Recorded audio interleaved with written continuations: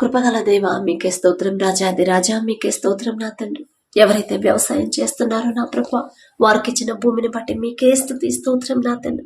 ఆ భూమి మీద మీ ఆశీర్వాదం ఉంటేనే నా ప్రభా వేసిన పంట సమృద్ధిగా చేతికొచ్చింది నా తండ్రి.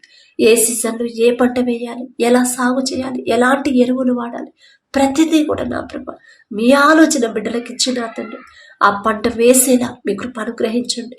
వారి పంటను, వారి భూమి చుట్టూ మీ రక్షణ కంచెవేంటి నా ప్రభు. ఏ తెగులు ఆ పంటకు రాకుండా, ఎలాంటి అకాల వర్షాలు పంటను నాశనం చేయకుండా నా తండ్రి వేసిన పంట సమృద్ధిగా చేతికొచ్చేలా మీ కృప అనుగ్రహించమని అడుగుచున్నాం నా తండ్రి. ప్రపంచమంతా కరువు ఉందయ్యా, కానీ మీ ఆశీర్వాదం ఉన్న ఈజిప్టులో సమృద్ధిగా ఆహారం ఉందయ్యా. మీ ఆశీర్వాదం ఉంటేనే వేసిన పంట సమృద్ధిగా చేతికొచ్చింది.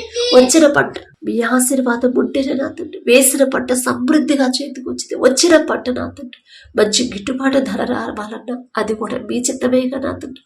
పంట వేసి ఎవరు నష్టపోనివ్వద్దు నా తండ్రి. పంట నష్టం వచ్చిందని ఎవరు ఆత్మహత్య చేసుకోనివ్వద్దు నా ప్రభా. మీకే స్తోత్రం నా తండ్రి. బిడ్డలకు ధైర్యాన్ని మమ్మల్ని అడుగుచున్నాం నా తండ్రి. వారి ప్రయాణాల్లో మీరే తోడుగా ఉండండి, వారి పనుల్లో మీరే తోడుగా ఉండండి నా తండ్రి. కరెంటు షాక్ వల్ల మరణించారని ఎవ్వరూ కూడా నా ప్రభా అలాంటి ప్రమాదాల్లో బిడ్డలు పడనివ్వద్దు నా తండ్రి.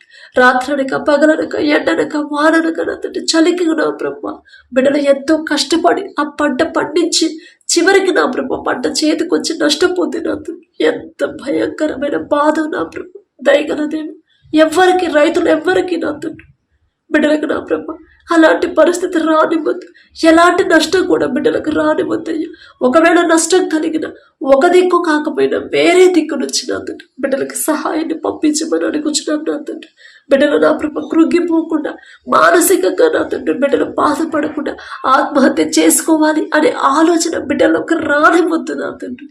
ధైర్యాన్ని ప్రతి ఒక్క రైతులకి మీరు అనుగ్రహించమని, వేసిన పంట సమృద్ధిగా చేతికొచ్చిన ప్రభ మంచి గిట్టుబాటు ధర వచ్చిన ప్రభ మీకే మహిమ కృతజ్ఞతలు ప్రభ మీకే చెల్లించుకోమని యేసు నామములో అడుగుచున్నాము తండ్రి. ఆమేన్.